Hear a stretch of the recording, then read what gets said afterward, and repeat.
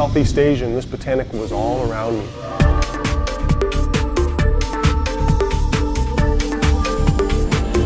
And I realized, wow, this could be the next big one to change the world of health and nutrition. It almost didn't happen. I've never witnessed a person more humble and more down to earth with bigger dreams than what Joe Morton possesses.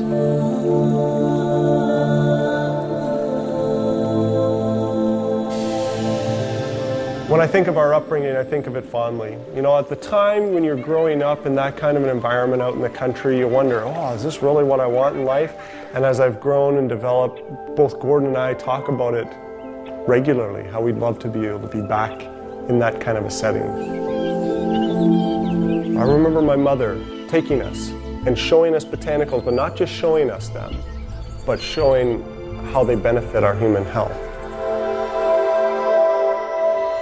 At an early age, our father started the Canadian division of a network marketing company in our home. Selling nutritional supplements in our basement. So we would have, as a growing up experience, it was fairly common to have people coming and going, even at unusual hours. Even as kids, we'd help pack orders, and we'd help go to conventions and meetings, opportunity meetings. And here you had Joe, sitting in the shadows of his older brother.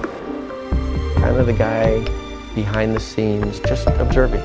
Joe is more driven than I am. To me, network marketing and the nutritional industry means offering people a way to change their lives. And I always wanted to be a part of that. I really wanted to change the way that botanicals and nutritional supplements were marketed. You know, Gordon is a people person. It's a guy like him who actually ended up becoming a distributor in this industry. And not just a distributor, but the top distributor. He's always been a mentor of mine, and followed him a lot throughout my life. All of that adds up to the story, to this one day that Joe would be sitting in the country of Malaysia.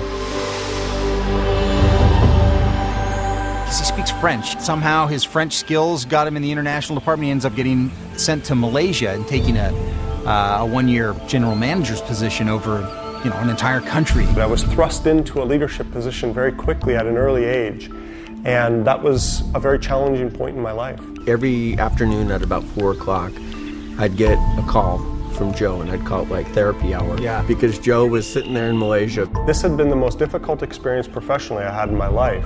And there was a moment in time where I actually felt like I wanted to kind of give up, wanted to quit. I was actually experiencing the sights, smells, tastes, sounds of Southeast Asia. You know, you're disconnected living halfway around the world.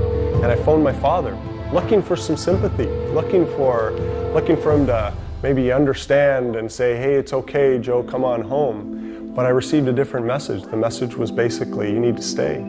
You are a leader. People are looking towards you. You must stay and you must lead. You know, as I changed my attitude, came back to that dream of bringing a botanical to the world. On one of the calls, I remember specifically him being pretty animated about having tasted for the first time mangosteen. And all of a sudden, it clicked.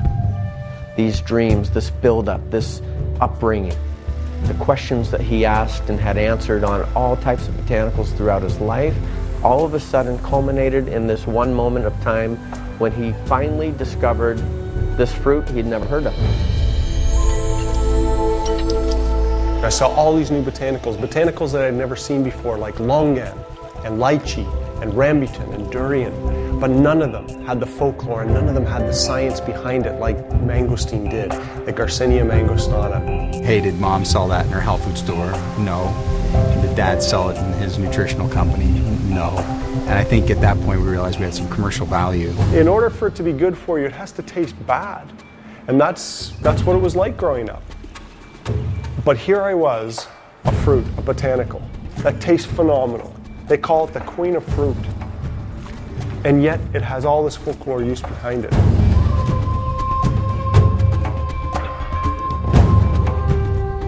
And so we approached my brother, Dr. Morton, who was doing a PhD at the time. We said, Dr. Morton, can you take this botanical, can you look at it, and can you see if there's any science behind it? He came back and said, you guys realize what you have here. He's just started going through paper after paper after paper of research.